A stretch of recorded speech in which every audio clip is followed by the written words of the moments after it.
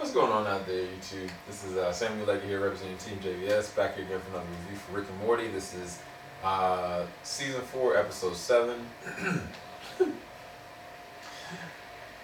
Rick and Morty, they get aliened.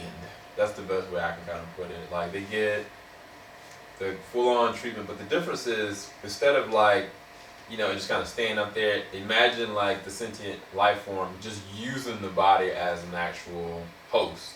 And so that was Rick and Morty. Now, before that, initially these things they would latch on and reproduce and that would be it. Well, they took the concept of alien and they turned on his leg and was like, okay, you guys have like understanding, so why not just use the host for as long as you really want to? And it was kind of just like, that was Rick and Morty. And I don't know, man. I don't know how I feel about this episode. Like, the episode itself, it had a lot of funny moments. Like, them going and just destroying everything. And then, like, having the time of their lives doing it. And then all of a sudden they seeing something like, oh yeah, we can't do this. And then they get home and they're like, wait, where's Summer? I was like rolling. But what was even more perplexing was the fact of like when you get to understand like where Summer's been this whole entire time and how everything started. And also like how Morty and Rick, their life forms ended up in the situation that they were in.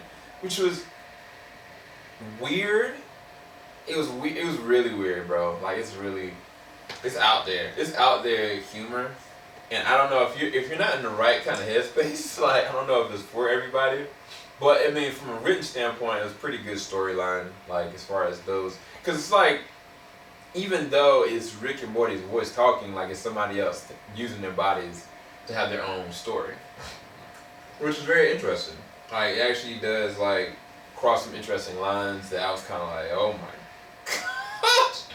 But I mean, it's pretty well written. I think it's not my fundamental favorite story. Like, it wasn't my favorite arc. Like, it was really weird and out there. And honestly, this season, man, like, that's how I've been feeling. Like, some of these episodes is kind of like,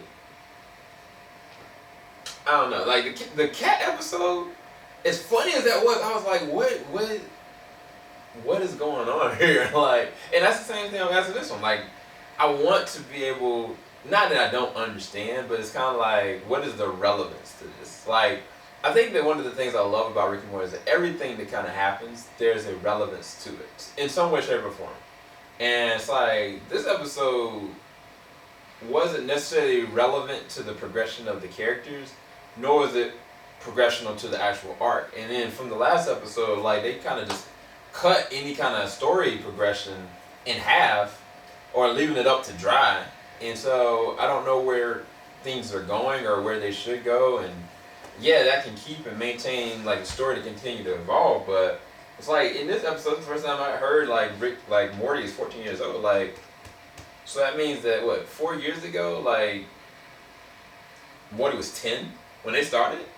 Like, nah, bro. Like, I feel like they need to progress the characters forward. Like, they need to age the characters. At least Morty. At the very least, Morty. Now, the funniest thing was the end of the episode. The end of the episode was probably the funniest thing that happened. The funniest thing was the end of the episode and the end credit scene. End credit scene was like just unnecessary, but I knew where it was going. But the end episode, I was like, yo, these men about to die like this. Like it was, bro, I was rolling, man. If I could give you guys a reaction, I would, but it was beyond hilarious. Anyway, make sure you leave a like, subscribe, hit that bell button. I'll talk to you guys later. Keep it locked. JVS, we ain't gonna stop. Peace, guys.